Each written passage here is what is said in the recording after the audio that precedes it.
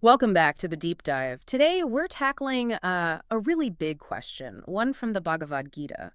What actually happens when we die? It's a fundamental question, isn't it? Yeah, And the Gita offers a perspective that might surprise some people. it really does.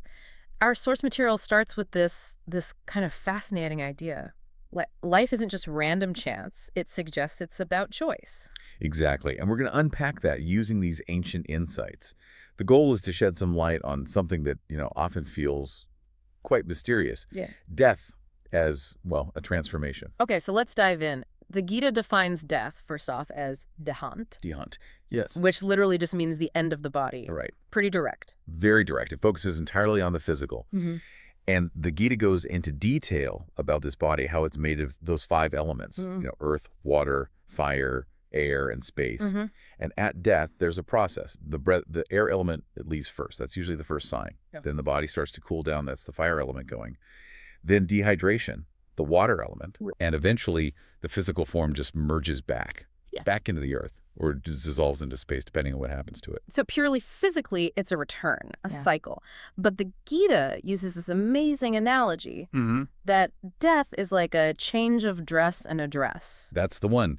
It completely reframes it, doesn't it? It absolutely does. It implies no one truly dies. Death is only a change of relationship. That's quite profound. It really is. And it leads straight to the next point. Okay, if the body goes, what doesn't go? What stays? Right. Our sources connect this to physics, actually. The idea that energy isn't destroyed, just transformed. Ah, interesting parallel. Yes. And the Gita applies this to our inner energies, things like our emotions, anger, love, jealousy, greed, but also compassion, passion, our knowledge, all that inner stuff.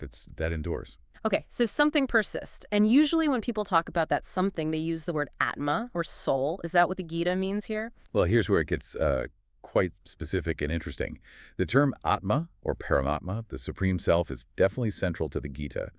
But the text clarifies that this Atma isn't actually what travels or transmigrates. Oh, how so? Because the Atma is described as, well, omnipresent. It's everywhere, all the time. It's pure consciousness, formless, without qualities, totally unmoving, pervasive. So it can't move if it's already everywhere. Exactly. It can't be disturbed or go from point A to point B.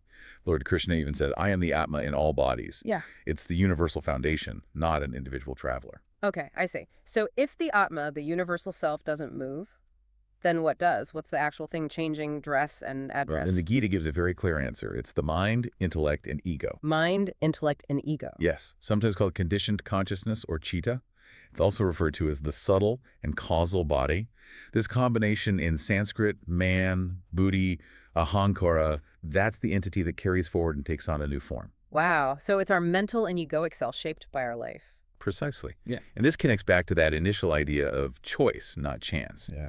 Because this subtle body carries all the impressions, the tendencies, the desires, the karma, essentially, that we've built up through our choices. I see. So our choices directly shape this thing that continues. They absolutely do. It determines the nature of the next dress and address. Okay, let's bring this together then. For you, listening, what does this all mean?